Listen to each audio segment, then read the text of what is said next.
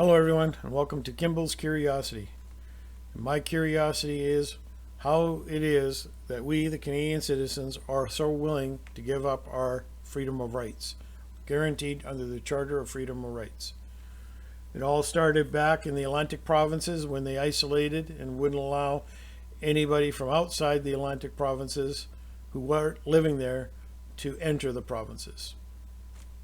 The Atlantic people, in the auspice of protecting from the COVID, had no problems in that. Although our Canadian Charter of Rights and Freedoms guarantees our right to travel interprovincially, as well as inside the provinces themselves. Then Ontario instituted some kind of police check, which ended up backlashing. So I got to give a little bit of kudos to the Ontario citizens that pushed back on it. But various provinces throughout the regions have instituted travel bans. And the next one right now is the province of British Columbia, which yesterday the RCMP set up 4 roadside checks. I just do not get it, how it is that we, the Canadian people who fought to have these rights, are so willing to let them be taken away. I understand the concern about the pandemic and the transmission of the virus. I get it. I do. However, not at the cost of our freedoms. I will stand up for that before anything else, because it's easier to give up your freedoms than it is to give them back. And I'm going to give you an example right now. BC's COVID numbers are down from the summertime and continually on the downward trend. During that time, we didn't lock down at these numbers. The restaurant industry was allowed to have people going to the restaurants. All of a sudden, that's not in the cards right now, not until the end of possibly the long weekend in May. What's the difference? I don't get it, other than saying, oh, it's the variants. Fair enough. But the restaurant industry has gone out of its way to put barriers up and follow all the COVID protocols. And now it's okay to sit out the outdoors, but I've seen some of the outdoor covers just as enclosed as sitting in a dining area. You could, mandate that the HVAC system be 100% fresh air, so there is no recirculation of the inside air. Anyways, but there's no indication from Dr. Bonnie Henry or the province government when the restaurant industry can get back to full in dining. So here we are now, no longer allowed to travel inside our own provinces, or our own province, unless it's essential. And so you stop at this roadside check, and the RCMP will take your ID, ask you why you're traveling, and then determine whether or not they deem that it's essential. And then we'll ask you to turn around, and if you don't, you will be fined. So what are the criteria for the RCMP to determine whether or not it's essential or not? This is just heading down the wrong path. This is a test bench. This is definitely a test bench. And I'll give you another, and the thing is that there's no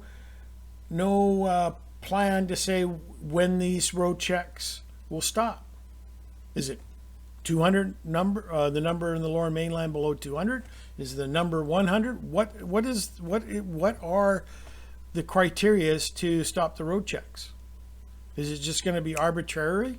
I want to know, because it's under the Charter of Freedom of Rights in Canada, we are guaranteed mobility.